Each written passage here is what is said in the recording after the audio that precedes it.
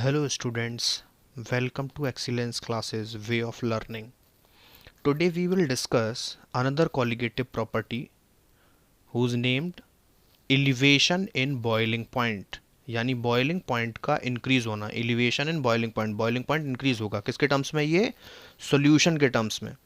तो elevation in boiling point किसका boiling point increase होगा? Solution का. This is another colligative property. इससे पहले हमने relative lowering and vapor pressure study किया था. तो अब हम डिस्कस कर रहे हैं एलिवेशन इन बॉइलिंग पॉइंट. तो फर्स्ट कंडीशन हम क्या कंसिडर कर रहे हैं कि सबसे पहले हमें इसको अंडरस्टूड करना होगा स्टूडेंट्स कि किस तरीके से बॉइलिंग पॉइंट एलिवेट होगा, इंक्रीज कैसे होगा, सॉल्यूशन का बॉइलिंग पॉइंट बढ़ेगा कैसे. तो फर्स्ट हमने कंसिडर जो किया है, the first consideration is a pure liquid हम ले रहे हैं which is acting as a solvent. Pure liquid हमने लिया है और ये जो प्योर लिक्विड है हमारा, ये सॉल्वेंट की तरह वर्क कर रहा है. और हम ये कंसिडर कर रहे हैं कि यहाँ पे जो एक्सटर्नल प्रेशर है या एटमॉस्फेरिक प्रेशर है वो हमारा 1 atm है.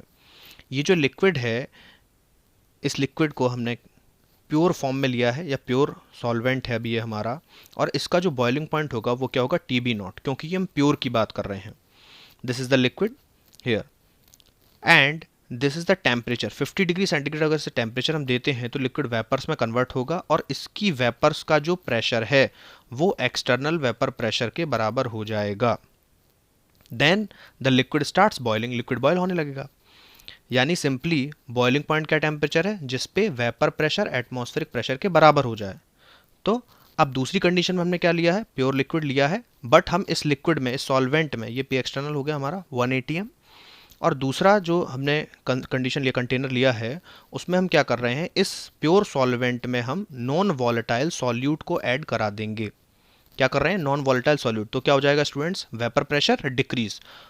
वहां पे प्योर सॉल्वेंट था तो वेपर प्रेशर ज़्यादा होगा, बट यहाँ नॉन वॉलेटाइल सॉल्यूट ऐड कराएंगे तो वेपर प्रेशर डिक्रीज हो जाएगा. कई बार डिस्कस किया है. This is what? Non volatile solute.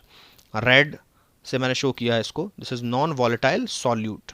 And यहाँ अब क्या बन गया? ये सोल्यूशन, क्योंकि प्योर सॉल्वेंट था और सॉल्वेंट में आपने नॉन वॉलेटाइल सॉल्यूट मिला दिया, नॉन वॉलेटाइल सॉल्यूट को मिक्स किया है, तो अब क्या बन गया? सोल्यूशन. सोल्यूशन का बॉइलिंग पॉइंट क्या होगा? TB, क्योंकि अब ये प्योर नहीं रहा. प्योर होगा तो नॉट लगाओगे. और अब इसका वेपर प्रेशर हो गया कम, 0.3 atm, जो कि पहले क्या था? 0.4, जबकि प्योर था. नॉन वॉलेटाइल सॉल्यूट मिलाया, वेपर प्रेशर हो गया कम, तो 0.3. बट हमें इस 0.3 को कहाँ ले जाना है? 1 atm के बराबर. मतलब इस सॉल्यूशन का वेपर प्रेशर एटमॉस्फेरिक प्रेशर के जब बराबर होगा तब ये बॉयल होगा. तो हमें टेम्परेचर को बढ़ाना पड़ा, 60 डिग्री सेंटीग्रेड करना पड़ा. पहले कितना था? 50. तो यहाँ से कंक्लूजन क्या निकला कि ये जो सॉल्यूशन है इसके लिए जो TB होगा वो ग्रेटर होगा TB0 से. TB is greater than TB0. So solutions boiling point elevated now. Students, अब सॉल्यूशन का बॉइलिंग पॉइंट बढ़ गया है. पहले कितना था बॉइलिंग पॉइंट? 50 डिग्री, बट हमने नॉन वोलेटाइल सॉल्यूट मिला दिया तो वेपर प्रेशर कम हो गया. वेपर प्रेशर को पी एक्सटर्नल के बराबर ले जाने के लिए टेम्परेचर को और बढ़ा दिया. तो boiling point of the solution is elevated now. और उसको हम कैसे शो करेंगे? डेल्टा TB से. यानी डेल्टा TB जो है वो आपका क्या? एलिवेशन इन बॉइलिंग पॉइंट, और वो TB माइनस TB0 के बराबर होगा. TB क्या है? सॉल्यूशन का बॉइलिंग पॉइंट, क्योंकि सॉल्यूशन का बॉइलिंग पॉइंट ज़्यादा होगा. TB0 प्योर सॉल्वेंट का बॉइलिंग पॉइंट है. So delta TB equals to TB minus TB0. Here delta TB is elevation in boiling point. Students, यहाँ हम ये बता रहे हैं कि सॉल्यूशन का बॉइलिंग पॉइंट कितना बढ़ा. तो सॉल्यूशन का बॉइलिंग पॉइंट ज़्यादा है, TB माइनस कर देंगे प्योर सॉल्वेंट का TB0 को, तो जो डिफरेंस आएगा that is represented by delta TB which is elevation in boiling point. Now यहाँ क्योंकि हमने नॉन वॉलेटाइल सॉल्यूट ऐड कराने से वेपर प्रेशर हो गया था कम, लेकिन वेपर प्रेशर को हमें कहाँ ले जाना है? पी एक्सटर्नल के बराबर. तो हमने टेम्परेचर 60 डिग्री सेंटीग्रेड कर दिया. तो सिंपली बॉइलिंग पॉइंट क्या है? हम बार बार वेपर प्रेशर को एटमॉस्फेरिक के बराबर क्यों कर रहे हैं? So boiling point is the temperature at which vapour pressure of the liquid becomes equal to the atmospheric pressure. जब किसी भी लिक्विड का वेपर प्रेशर एटमॉस्फेरिक प्रेशर के बराबर हो जाता है तो लिक्विड बॉयल हो जाता है. Students, boiling point is the temperature at which vapour pressure of the liquid becomes equal to the atmospheric pressure.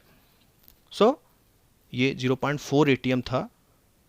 This is the very important definition of the boiling point, which is the temperature at which vapor pressure becomes equal to the atmospheric pressure. जो कि यहाँ ये vapours बने थे, 0.4 atm था यहाँ पे vapour pressure अभी इस लिक्विड का, but non volatile solute add कराया तो वेपर प्रेशर कम हो गया 0.3. बट हमें उसे कहाँ ले जाना था? लेस वेपर्स बनेंगे यहाँ पे, यहाँ पे लेस वेपर्स बनेंगे क्योंकि नॉन वोलेटाइल सॉल्यूट कवर्ड सम सरफेसेस।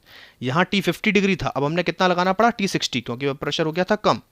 तो T B minus T B nought, T B क्योंकि ग्रेटर है हमारा टी बी नॉट से, ये चीज़ क्लियर हो गई होगी। तो टी बी से टी बी में नॉट को माइनस करा दिया, डेल्टा टी बी आ गया। This is the elevation in boiling point. So I hope it is clear to you what is elevation in boiling point. Last part पे हमने एक इंपॉर्टेंट रिजल्ट प्रूफ किया था which is in relative lowering in vapour pressure. Relate किससे कर रहा है, relative lowering in vapour pressure से। तो स्टूडेंट उस प्रूफ में क्या था, लोअरिंग इन वेपर प्रेशर को हमने मोलैलिटी से रिलेट करके दिखाया था कि डेल्टा पी, रिजल्ट क्या प्रूफ हुआ था वो मैं लिख रहा हूँ, delta P is equals to P of A nought multiplied by small M multiplied by M of solvent divided by 1000। Molar mass of solvent है स्टूडेंट्स ये। तो यहाँ मैंने क्या बताया, डेल्टा पी जो होगा, पी ऑफ ए नॉट क्या है, फिक्स होगा, क्योंकि किसी भी प्योर लिक्विड या किसी भी प्योर सॉल्वेंट, ये हमेशा सॉल्वेंट के लिए है, वो फिक्स होगा। यानी कि किसी भी प्योर सॉल्वेंट का जो वेपर प्रेशर है वो फिक्स होगा, इसलिए नॉट लगा हुआ है, ठीक है ना। तो ये फिक्स्ड है, दिस इज फिक्स्ड। सो ये क्लियर हो गया। मोलर मास ऑफ सॉल्वेंट, कोई भी सॉल्वेंट है, मोलर मास फिक्स होगा, तो यहां से बचा क्या, मोलैलिटी। तो डेल्टा पी किसके डायरेक्टली प्रोपोर्शनल हुआ, मोलैलिटी के। This is equation 1। तो lowering in vapour pressure is directly proportional to M. Last part में डिस्कस किया है इसको। तो यहाँ सीधा सा हम ये बता रहे हैं कि नॉन वोलेटाइल सॉल्यूट को जब हमने ऐड कराया, पहले बहुत ज़्यादा वेपर्स बने, अब नॉन वोलेटाइल सॉल्यूट को ऐड कर दिया, लेस वेपर्स बने। तो लेस वेपर्स बने, वेपर्स को बढ़ाने के लिए हमें टेम्परेचर बढ़ाना पड़ा, यानी कि वेपर प्रेशर टेम्परेचर के लिए भी डायरेक्टली प्रोपोर्शनल होगा।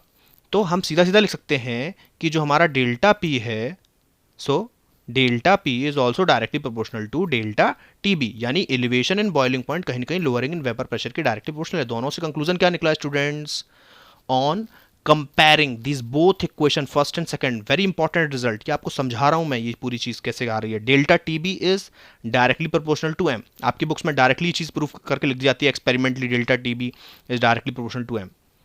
इंपॉर्टेंट रिजल्ट है। तो ये आपको क्लियर हो गया है। अब नोट्स में प्रॉपरली आपको कैसे लिखना है वो अब देखते हैं। तो सबसे पहले एलिवेशन इन बॉइलिंग पॉइंट, पहले हमने इसको सीखा समझ लिया है, वो मैंने आपको एलिब्रेट कर दिया, काफ़ी एक्सपेरिमेंटली जो चीज़ें वो भी मैंने प्रूफ करके आपको दिखाई। एलिवेशन इन बॉइलिंग पॉइंट है क्या, तो आप सबसे फर्स्ट डेफिनेशन देंगे एलिवेशन इन बॉइलिंग पॉइंट में।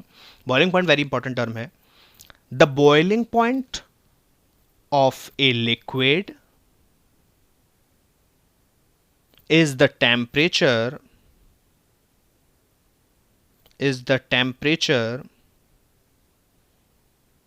at which the vapor pressure becomes equal to the atmospheric pressure. Student, very important definition it is. The boiling point of a liquid is the temperature at which its vapor pressure becomes equal to the atmospheric pressure. तो simply आपको एक चीज ध्यान रखनी है, जब vapour pressure किसी liquid का एटमॉस्फेरिक प्रेशर के बराबर हो जाएगा, लिक्विड क्या हो जाएगा, बॉयल। और पिछले हमने जो अभी हम कंटेनर्स का एग्जांपल दिया उसमें भी मैंने क्या किया था, वेपर प्रेशर को पी एक्सटर्नल 1 atm के बराबर दिखाया था। जब नॉन वोलेटाइल सॉल्यूट ऐड करा दिया तो ज़्यादा टेम्परेचर लगाना पड़ा मोर वेपर्स बनाने के लिए। So this is the atmospheric pressure and vapour pressure becomes equal to atmospheric pressure. और हम यहाँ क्या कंसिडर करेंगे, ग्राफ से इसको अंडरस्टूड करेंगे students. Graph is very important.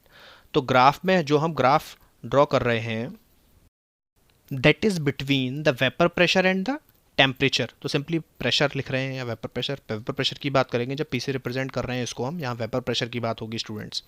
तो अपर लेवल पे हम क्या शो कर रहे हैं, पी एक्सटर्नल। हम यहाँ ये दिखाएंगे कोई भी हमारा प्योर सॉल्वेंट है, सोल्यूशन है, वो कब बॉयल होगा, जब उसका वेपर प्रेशर पी एक्सटर्नल के बराबर होगा। तो हमने एक हाईएस्ट पॉइंट पे पी एक्सटर्नल ले लिया है। तो फर्स्ट जो हम लाइन यहाँ ड्रॉ कर रहे हैं, ठीक है ना, ये क्या ले रहे हैं हम, सॉल्वेंट है हमारा, प्योर सॉल्वेंट है। तो इसका जब वेपर प्रेशर पी एक्सटर्नल के बराबर होगा, ये प्योर लिक्विड है हमारा, ठीक है ना, तो ये बॉयल होने लगेगा। तो हमने ये प्योर सॉल्वेंट लिया है, आपका प्योर लिक्विड है, and when its vapour pressure becomes to P external, जब ये पी एक्सटर्नल वाली लाइन को कट कर रहा है, वो टेम्परेचर की बात कर रहे हैं स्टूडेंट्स। थोड़ा सा क्लियर कर देते हैं इसको यहाँ से। Okay, this line is now okay. तो this is representing the solvent, pure solvent है स्टूडेंट्स। लेकिन जब हम इस सॉल्वेंट में नॉन वोलेटाइल सॉल्यूट ऐड करा देंगे तो सॉल्यूशन बन जाएगा, और तब इसका वेपर प्रेशर कम होगा। तो वेपर प्रेशर कम है तो उसकी लाइन कहाँ आएगी, नीचे। तो अब जो फर्स्ट वाला हमने बनाया था प्योर लिक्विड के लिए, तो सॉल्वेंट वाली लाइन जिस पी एक्सटर्नल पे जहाँ कट कर रही है, उससे हमने देखा एक्स एक्सिस पे जहाँ हमने टेम्परेचर बनाया है, टेम्परेचर को हम शो कर रहे हैं स्टूडेंट्स। तो सॉल्वेंट का जो लाइन है वो पी एक्सटर्नल वाली लाइन को जहां कट कर रहा है वो क्या होगा, टीबी नॉट, क्योंकि प्योर लिक्विड है। और जो ये सॉल्यूशन है उसका वेपर प्रेशर होगा कम, तो उसको हमने कहाँ बनाया, नीचे की तरफ, क्योंकि सॉल्यूशन में नॉन वोलेटाइल सॉल्वेंट भी है। तो सॉल्यूशन का जो वेपर प्रेशर वो लाइन को कट कर रहा है पी एक्सटर्नल को, वो क्या हो जाएगा स्टूडेंट्स, टीबी। अब थोड़ा ध्यान से देखिए कि अगर ओरिजिन से आप टीबी टेम्परेचर वाली एक्स एक्सिस पे आप जा रहे हो तो टीबी ज़्यादा होगा आपका, और दोनों का डिफरेंस क्या होगा, डेल्टा टीबी। तो this is the representation of elevation in boiling point. Let the boiling point of the pure solvent, boiling point of the pure solvent की बात कर रहे हैं student, is TB naught, pure का मतलब नॉट आएगा, TB naught. Let the boiling point of pure solvent is TB naught. And जब non volatile solute add करा देंगे तो क्या बनेगा, solution, and the boiling point of solution is TB, तो यहाँ नॉट नहीं आएगा, बॉइलिंग पॉइंट ऑफ सोल्यूशन क्या होगा, इज TB, हमने ये कंसिडर किया है, let us assume. So elevation in boiling point is expressed as, यानी सॉल्यूशन में कितना बॉइलिंग पॉइंट सॉल्यूशन का बढ़ गया, इंक्रीज हो गया, कितना एलिवेट हो गया है। So elevation in boiling point delta TB is expressed as, पहले भी मैं जब समझा रहा तो मैंने उसको बताया था कैसे शो करते हैं, delta TB is equals to T B minus T B nought. Is clear? This is the representation of elevation in boiling point. So I hope it is clear to you. Next में हम एक्सपेरिमेंटल ही discuss करेंगे इस चीज़ को। वैसे मैंने इसको proof भी करा दिया पीछे नोट्स में, या एग्जाम में कभी क्वेश्चन पूछा जाए प्रूफ का तब आपको उसको शो करना, अदरवाइज आप इतना ही लिखेंगे, न्यूमेरिकल में भी यही चीज़ यूज होगी। Experimentally it is found that delta TB is directly proportional to M, molality, ये चीज़ मैंने पहले प्रूफ कर दी है। Now delta TB is equals to K B M. K B क्या है, proportionality constant, where Kb is proportionality constant. इसका पर्टिकुलर नेम है Kb का, अभी मैं आपको बता रहा हूं। दिस इज द यहाँ proportionality constant की तरह यूज हो रहा है ये। एंड पर्टिकुलरली हम Kb को क्या कहते हैं, मोलल एलिवेशन कांस्टेंट और इब्यूलियोस्कोपिक कांस्टेंट। थोड़ा सा अजीबोगरीब नाम है बट इसको आप लर्न कर लेंगे। This is the ebullioscopic constant. What is this? Kb is known as ebullioscopic constant and also known as molal elevation constant, और अच्छे से आप कहना चाहते हैं molal boiling point elevation constant, but दोनों ही ठीक है, molal elevation constant, ebullioscopic constant. Now delta TB is equals to Kb, और m को मैं लिबरेट करके लिखेंगे स्टूडेंट्स, तो क्या है, number of moles of solute dissolved in solvent. तो W2 अपॉन M2, W1 क्या हो जाएगा, मास ऑफ सॉल्वेंट, और ग्राम में अगर हमने कंसीडर किया तो 1000 हमने उसको करके डिवाइड करके कन्वर्ट कर लिया kg में। सो W2 हमारा सॉल्यूट था, और W1 सॉल्वेंट में हमने डिसॉल्व कराया है। W2 is the mass of solute and M2 is the molar mass of solute. मतलब यहां ही कंसिडरेशन है, W2 gram of solute is dissolved in W1 gram of solvent. So W2 हो गया मास, M2 हो गया molar mass of solute, and W1 होगा आपका मास of solvent. तो 2 हमेशा सॉल्यूट के लिए और 1 हमेशा सॉल्वेंट के लिए। नाउ यूनिट हम डिस्कस करेंगे Kb का। Kb का यूनिट क्या आपको करना है, Kj mole inverse, Km inverse और डिग्री सेंटीग्रेड m इनवर्स। ये सारे फॉर्मेट हैं, ये आपको पता होने चाहिए क्योंकि किसी भी न्यूमेरिकल में आएगा तो वहाँ पे आपको यूनिट लिखना है इसको, Kj, Km इनवर्स, क्योंकि Kj मोल इनवर्स राइट कर दिया है। कैलकुलेशन ऑफ Kb का आप कैलकुलेशन कैसे करेंगे, so very important, this relation is very important, competition बहुत आता है इस पे based numerical.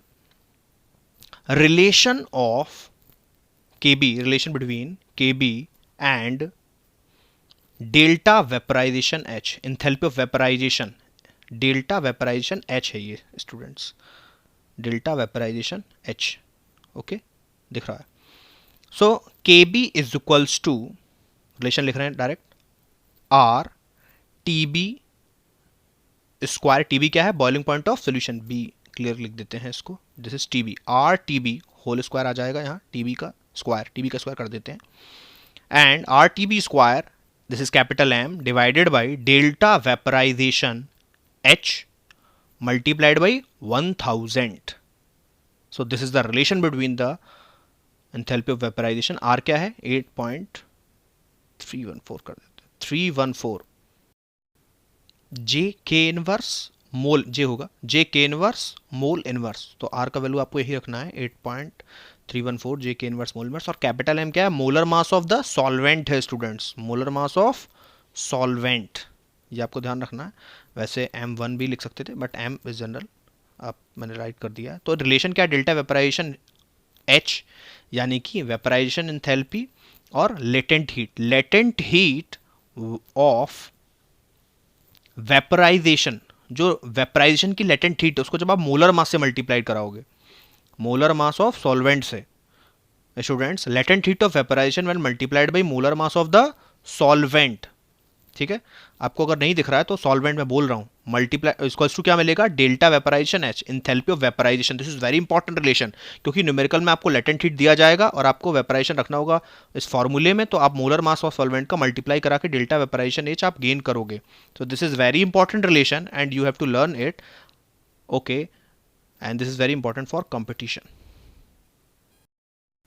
Now we will discuss another colligative property that is depression in freezing point। और कई बार मैंने कहा है freezing point का कम होना, बट किसका? solution का। Relative lowering in vapour pressure, क्या बताया था? सॉल्यूशन का रिलेटिवली लोअर हो जाएगा वेपर प्रेशर जब नॉन वोल्टाइल सॉल्यूट ऐड कराओगे। एलिवेशन इन बॉइलिंग पॉइंट में क्या बताया था कि बॉइलिंग पॉइंट बढ़ जाएगा, किसका? सॉल्यूशन का। डिप्रेशन इन फ्रीजिंग पॉइंट कम हो जाएगा, किसका? सॉल्यूशन का, जब आप नॉन वोल्टाइल सॉल्यूट ऐड कराते हो। हम इसको अंडरस्टूड करेंगे पहले, फिर मैं प्रॉपर वे में बताऊंगा आपको लिखना कैसे है। डिप्रेशन फ्रीजिंग पॉइंट एग्जाम में अगर पूछ रहा है तो आप कितना लिखना है आपको, बट अभी आप अंडरस्टूड करोगे इसको।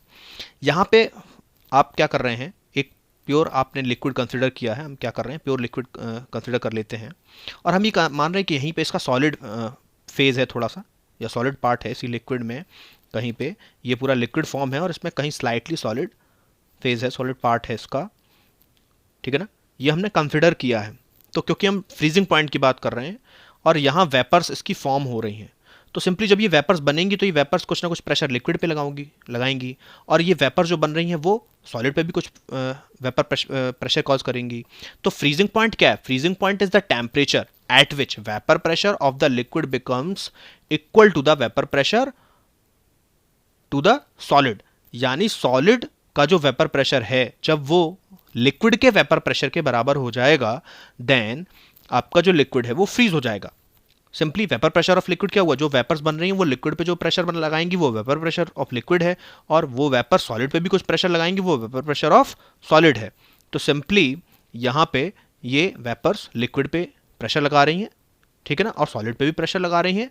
तो vapour pressure of liquid, this is the solid पे जब प्रेशर लगाएंगी वेपर्स, देन ये वेपर जो बनी सॉलिड पे भी कुछ ना कुछ प्रेशर लगाएंगी ना, तो this is the vapour pressure of solid. तो when vapour pressure of liquid becomes equal to vapour pressure of solid, this is the freezing point. Simply आपको इस तरह से लर्न करना है।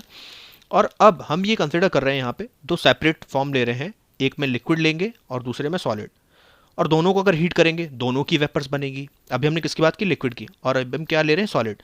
तो सीधी सी बात है, वेपर ज़्यादा किस में बनेंगी? लिक्विड में, और सॉलिड में वेपर कैसी बनेंगी? कम। तो अगर सॉलिड में वेपर कम बनेगी, लिक्विड में वेपर ज्यादा बनेगी, तो वेपर प्रेशर किसका ज्यादा होगा? लिक्विड का। और सॉलिड का वेपर प्रेशर कैसा होगा स्टूडेंट्स? कम होगा, क्योंकि लिक्विड की वेपर्स ज्यादा बन रही हैं यहाँ। तो हम ग्राफ ड्रॉ कर रहे हैं डिप्रेशन फ्रीजिंग पॉइंट, जो कॉलिगेटिव प्रॉपर्टी है। एग्जाम में भी आपको बहुत अच्छे से ग्राफ शो करके दिखाना है, तभी आपको मैक्सिमम मार्क्स मिलेंगे। तो जो ग्राफ हमें ड्रॉ करना है that is between vapour pressure, simply pressure P से शो कर दिया, एंड टेम्परेचर। तो वेपर प्रेशर और टेम्परेचर के बीच में ग्राफ ड्रॉ करेंगे, और लिक्विड का जो वेपर प्रेशर है, लिक्विड वाला लाइन है वो हम शो कर रहे हैं अभी, क्योंकि प्योर लिक्विड है ये हमारा, या हम सिंपली कह रहे हैं कि लिक्विड वाले फेज की बात कर रहे हैं हम। तो लिक्विड का वेपर प्रेशर सबसे ज़्यादा होगा, उसको हमने ऊपर बनाया है, और दूसरा जो लाइन है वो लिक्विड वाली लाइन से थोड़ा सा नीचे, क्योंकि उसका वेपर प्रेशर कम होगा। और यहाँ पे हम शो करेंगे वो लिक्विड में जो थोड़ा सा सॉलिड पार्ट प्रेजेंट है उससे। तो वेपर प्रेशर अभी लिक्विड का ज़्यादा है बट सॉलिड वाले का कम है, और जहाँ लिक्विड का वेपर प्रेशर सॉलिड के वेपर प्रेशर के बराबर होगा, और उस पॉइंट को जहाँ लिक्विड, ये लिक्विड हम प्योर की बात कर रहे हैं, ठीक है ना, तो लिक्विड हो गया ये, और यहाँ ये जो हमने शो किया है थोड़ा सा वेपर प्रेशर इसका कम है, this is the solid part, जो अभी मैंने बताया था कि लिक्विड में थोड़ा सा प्रेजेंट है, फ्रोजन पार्ट है, या फ्रोजन सॉल्वेंट की बात कर रहे हैं हम। तो जहाँ vapour pressure of the liquid and vapour pressure of the solid, जब दोनों का वेपर प्रेशर बराबर हो जाएगा तो हमारा फ्रीज हो जाएगा solution, this is represented by the T F not, क्योंकि अभी प्योर लिक्विड था तो हमने इसको कैसे शो किया, टी एफ नॉट से। बट जब हम नॉन वॉलेटाइल सॉल्यूट ऐड करा देंगे तो वेपर प्रेशर कम हो जाएगा, तो वेपर प्रेशर की लाइन फिर नीचे हमने शो की है क्योंकि उसका वेपर प्रेशर कम होगा सोल्यूशन का, ठीक है ना। तो अब सोल्यूशन का वेपर प्रेशर कम हो गया, बट सोल्यूशन वाली जो लाइन है वो आप देखोगे सोल्यूशन फ्रीज कब होगा, ठीक है ना। तो सोल्यूशन में हमने ये कंसिडर किया, ये नॉन वॉलेटाइल सॉल्यूट हमने ऐड करा दिया है, देखिए नॉन वॉलेटाइल सॉल्यूट को शो कर रहे हैं, तो लेस वेपर्स बनेंगे क्योंकि ये नॉन वॉलेटाइल सॉल्यूट है, तो सोल्यूशन का वेपर प्रेशर हो गया कम, बट सोल्यूशन फ्रीज कब होगा, जब सोल्यूशन का वेपर प्रेशर उस सॉलिड के वेपर प्रेशर के बराबर हो जाएगा, then solution will freeze.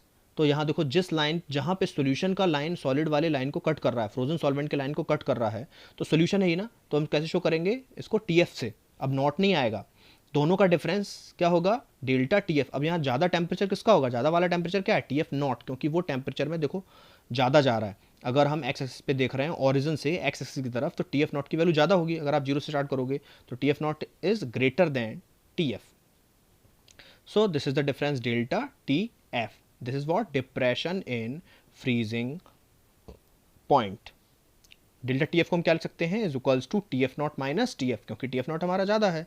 So delta T F is equals to T F nought minus T F. ये आपको क्लियर हो गया होगा स्टूडेंट्स, क्योंकि यहाँ प्रॉपर्टी का भी नेम यही था। सो डिप्रेशन इन फ्रीजिंग पॉइंट, यानी फ्रीजिंग पॉइंट में डिप्रेशन आएगा, कमी आएगी, किसके फ्रीजिंग पॉइंट में कमी आएगी, सोल्यूशन के।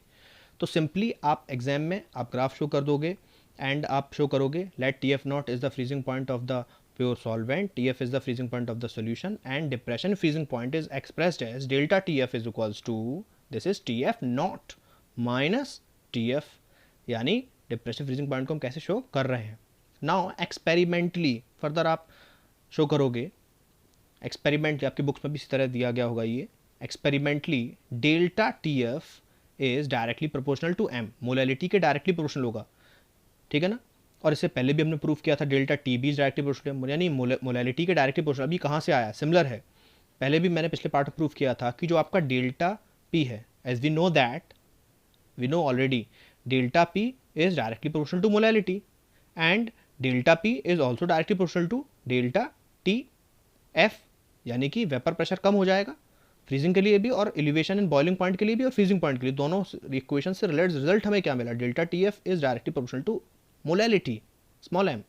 तो वैसी को हमने यूज़ किया, उसको बुक्स में आपके एक्सपेरिमेंटली लिखा रहता है, आप डायरेक्टली भी लिख सकते हो, मैंने आपको प्रूफ करके बताया है। This is K F. अब प्रोपोर्शनलिटी कांस्टेंट हमारा क्या आया है students, delta T F is equals to K F M. K F क्या है, प्रोपोर्शनलिटी कांस्टेंट। तो सिमिलर है, जैसे पहली वाली प्रॉपर्टी थी एलिवेशन इन बॉइलिंग के लिए हम बी यूज़ करते थे, अभी यहाँ एफ यूज़ कर रहे हैं। के एफ क्या है, क्रायोस्कोपिक कांस्टेंट है, इसको पर्टिकुलर नेम हमने दिया है, this is cryoscopic constant, this is the cryoscopic constant. और मोलल डिप्रेशन कांस्टेंट, के एफ को हम क्या कहेंगे, मोलल डिप्रेशन कांस्टेंट। तो दोनों ही नेम आपको लर्न करने हैं students, this is the molal depression constant, this is the K F.